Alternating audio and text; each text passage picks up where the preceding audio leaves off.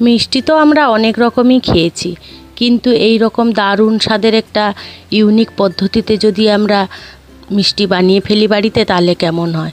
আমি আজকে আপনাদের সামনে হাজির হয়ে গেছি তরমুজের লাড্ডু রেসিপি নিয়ে। এটা বানানো যেমন সহজ, তেমনি হাতের কাছে থাকা সামান্য কিছু উপকরণ দিয়ে খুব সহজেই বানিয়ে ফেলা যায়।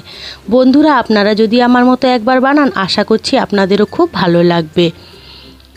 আপনাদের কাছে বিশেষ অনুরোধ রইল আমার এই ভিডিওটি সম্পূর্ণ দেখার জন্য। নমস্কার বন্ধুরা, ইজি কুক চ্যানেলে আপনাদের সবাইকে স্বাগত জানাই। চলুন শুরু করছি। বাজার থেকে অনেক সময় গোটা তরমুজ কেনা হয়। তরমুজ কাটলে ভেতরটা এরকম সাদা হয়, সেটা খাওয়া যায় না। তো তাই জন্য আমি বাজার থেকে এরকম গোটা তরমুজ এনেছিলাম, এরকম সাদা বেরিয়েছে। তো এটাকে না ফেলে দিয়ে আমি এই তরমুজ দিয়ে একটা লাড্ডু বানিয়ে আজকে দেখাবো। প্রথমে আমি তরমুজটাকে ভালো করে ধুয়ে পরিষ্কার করে নিয়েছিলাম, এইরকম ছোট ছোট টুকরো করে কেটে নিয়েছি। আর ভেতরে যতগুলো তরমুজের দানা ছিল সবগুলো আমি বেছে নিয়েছি। একটু খেয়াল রেখে এইরকম তরমুজের দানাগুলো বার করে নিতে হবে। এবারে আমি একটা মিক্সির জার নিয়ে নিলাম। মিক্সি জারের মধ্যে আমি ওই টুকরো করা তরমুজগুলো দিয়ে দেবো, দিয়ে একটা পেস্ট বানিয়ে নেব। তো তরমুজের পেস্টটা এইভাবে বানাতে হবে, একটু একটু গোটা গোটা থাকবে, ওটা খেতে লাড্ডুটা খুব ভালো লাগবে। তো গ্যাসের কাছে চলে এলাম, গ্যাসে কড়াই বসিয়ে দিলাম। কড়াইটা বেশ গরম হয়ে গেলে তাতে আমি 2 চামচ ঘি দিয়ে দেবো।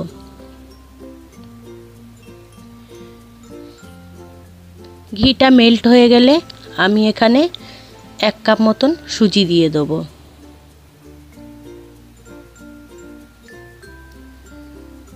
সুজিটাকে ঘিয়ের সাথে ভালো করে মিশিয়ে ভাজতে হবে আমাদের। এখানে গ্যাসের ফ্লেমটা লো টু মিডিয়াম আঁচে রাখতে হবে, আর খেয়াল রাখতে হবে যাতে সুজিটা না পুড়ে যায়। তো অনবরত নাড়াচাড়া করতে হবে এই পর্যায়ে। আর সুজি থেকে একটা সুন্দর মিষ্টি গন্ধ বেরোনো পর্যন্ত আমাদের সুজিটা ভালো করে ভেজে নিতে হবে। অর্থাৎ সুজিটার একটা অন্য কালার চেঞ্জ এসে যাবে, ততক্ষণ আমাদের ভাজাটা করে নিতে হবে। আমার এখানে সময় লেগেছিল 3 থেকে 4 মিনিট। তো সুজির কালারটা চেঞ্জ হয়ে গেলে আমি এখানে কিছু ড্রাই ফ্রুটস ইউজ করব। আমি এখানে নিয়েছি কাজু বাদাম কুচিয়ে নিয়েছি, আর চারমগজ দিয়ে দিলাম। দিয়ে আবারও অনবরত নাড়াচাড়া করব। আপনাদের হাতের কাছে যদি কোনো ড্রাই ফ্রুটস থাকে, আপনারা পছন্দ অনুযায়ী সেগুলো মিশিয়ে নিতে পারেন। ওইগুলো হালকা আঁচে একটু ভাজা ভাজা করলে ড্রাই ফ্রুটসের গন্ধটাও লাড্ডুর মধ্যে বেশ ভালো লাগবে খেতে।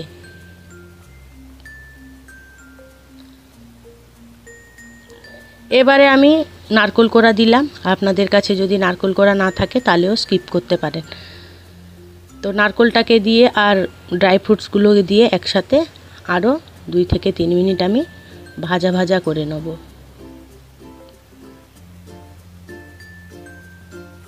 এই লাড্ডুটা বানাতে গেলে সুজিটা কিন্তু ভালো করেই ভাজতে হবে। সুজিটা ভাজা হয়ে গেছে, এবারে আমি এটাকে সরিয়ে রাখলাম। গ্যাসে কড়াই বসিয়ে দিলাম। তো কড়াইটা গরম হয়ে গেলে আমি তরমুজের পেস্টটা ঢেলে দেবো। তো আমার এখানে তরমুজে কয়েকটা দানা থেকে গেছিলো, সেগুলো তুলে আমি বাদ দিয়ে দিলাম। দিয়ে নাড়াচাড়া করে হালকা একটু গরম করে নেব। হালকা গরম হয়ে গেলে আমি এখানে 1 বাটি গুঁড়ো দুধ দিয়ে দেবো। বেশি গরম হয়ে গেলে গুঁড়ো দুধটা দলা পাকিয়ে যাবে, তাই জন্য হালকা গরম অবস্থায় গুঁড়ো দুধটা দিতে হবে। আর সুন্দরভাবে মিশিয়ে নিতে হবে, যাতে গুঁড়ো দুধটা তরমুজটা সুন্দর করে মিশে যায়।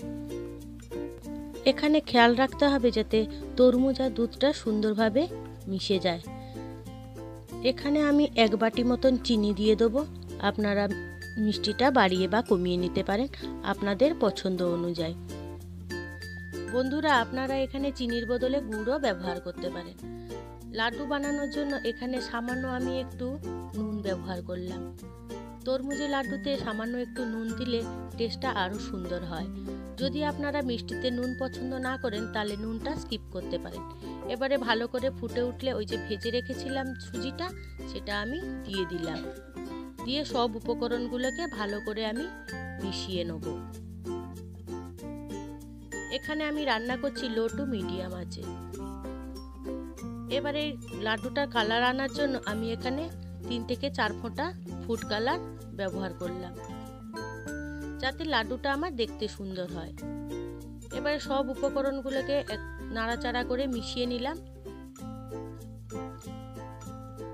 অবশ্য গ্যাসের আঁচ এখানে লো টু মিডিয়াম আঁচে করতে হবে। আর খেয়াল রাখতে হবে যাতে কড়াইতেই উপকরণগুলি না লেগে ধরে, এটা কিন্তু খেয়াল রেখেই করতে হবে। এবার অনবরত নাড়াচাড়া করে আমাদের রান্নাটা করে নিতে হবে। লাড্ডুর ফ্লেভার আনার জন্য আমি এখানে জায়ফলের গুঁড়ো ইউজ করেছি। জায়ফলটাকে গ্রেট করে দিয়ে দিলাম, এই হাফ চামচের মতো। আপনারা চাইলে এলাচ গুঁড়োও ব্যবহার করতে পারেন। আপনাদের পছন্দ অনুযায়ী এলাচ বা জায়ফল যে কোনো একটা ইউজ করতে পারেন। এবারে নাড়াচাড়া করে সব উপকরণগুলোকে আমি মিশিয়ে নিচ্ছি ভালো করে।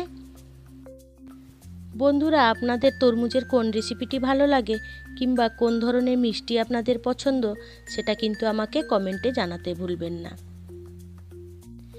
এইভাবে সব উপকরণগুলোকে আমাদের অনবরত লো টু মিডিয়াম আঁচে নাড়াচাড়া করে রান্না করতে হবে।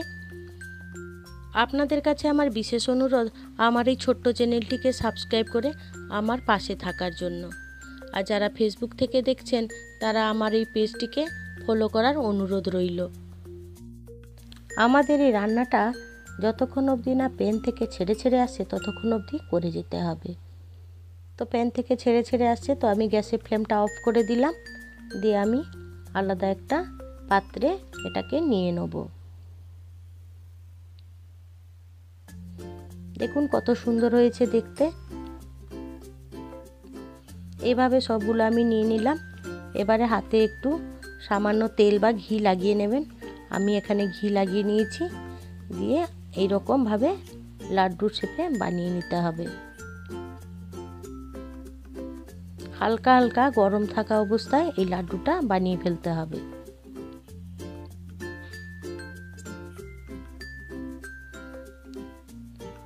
আপনাদের পছন্দ অনুযায়ী গোল বা একটু চ্যাপ্টা ধরনের বানিয়ে নিতে পারেন। তৈরি হয়ে গেল আমার একটা লাড্ডু। আর একটাও করে দেখাচ্ছি আপনাদেরকে। এরকম সামান্য নিয়ে মুঠো মুঠো করে নিতে হবে।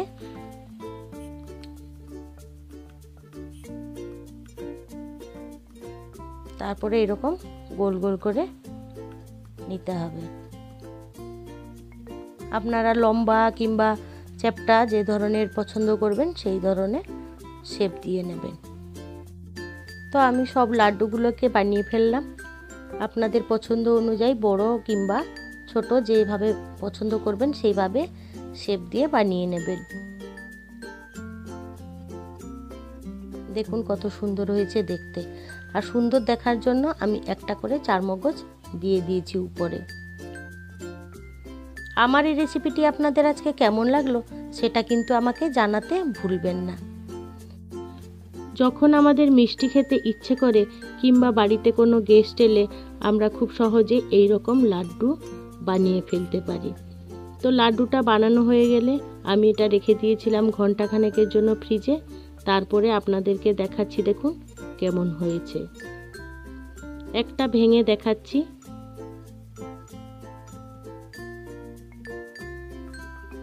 দেখুন কত সুন্দর হয়েছে।